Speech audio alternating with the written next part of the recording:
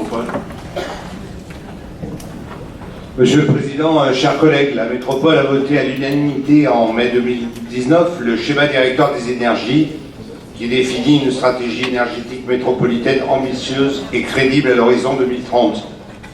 Je rappelle brièvement les objectifs du SDF sur les suivants: une baisse de 20% des consommations d'énergie, un doublement de la production d'ENR dans le territoire pour atteindre une réduction de 43% des émissions de gaz à effet de serre. Ce document, le SDE, constitue le socle du PCAET.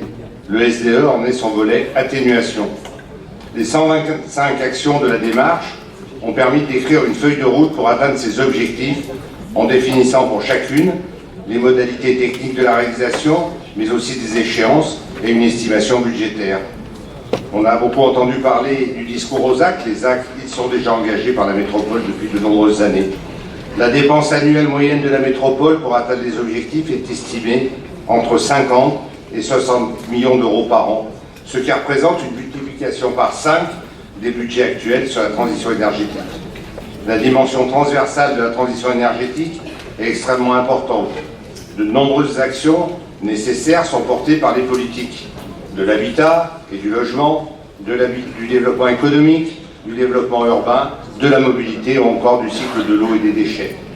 Il y a donc nécessité de s'outiller et d'avoir la légitimité pour identifier dans le détail les dépenses et moyens humains engagés, mais aussi les recettes d'investissement, comme les investissements dans Lyon-Rhône solaire, qui génèrent également des taxes pour la métropole, qui seront réinvestis justement sur la transition énergétique.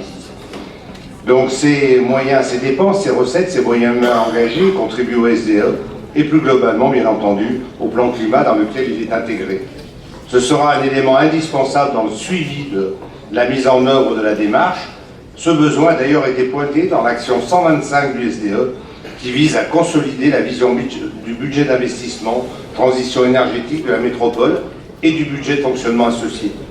Sans détailler la délibération qui vient de nous être présentée, nous soutenons l'élaboration d'un cadre d'évaluation budgétaire climat, l'instauration au sein du système de comptabilité d'un axe analytique spécifique permettant de consolider la vision du budget de transition énergétique de la métropole, du discours aux actes, mais aussi au suivi des axes et l'engagement que nous avons pris ensemble et qui devront être mis en œuvre. Ce suivi précis et responsable sera un jalon important pour les autres axes de cette délibération qui visent à diversifier les financements, les maîtriser au besoin, les financements de la métropole, avec des critères de responsabilité sociétale et qui nous permettra de signer le pacte finance-climat européen. Au regard de l'importance des enjeux de la transition énergétique, il est en effet indispensable de se donner les moyens pour l'action. Ces moyens permettront d'évaluer la réalisation du SDE et les moyens mis à sa disposition pour remplir l'engagement que nous avons voté collectivement et unanimement dans cette Assemblée. C'est pourquoi le groupe Avenir Métropole votera favorablement cette délibération. Je vous remercie de votre attention. Merci.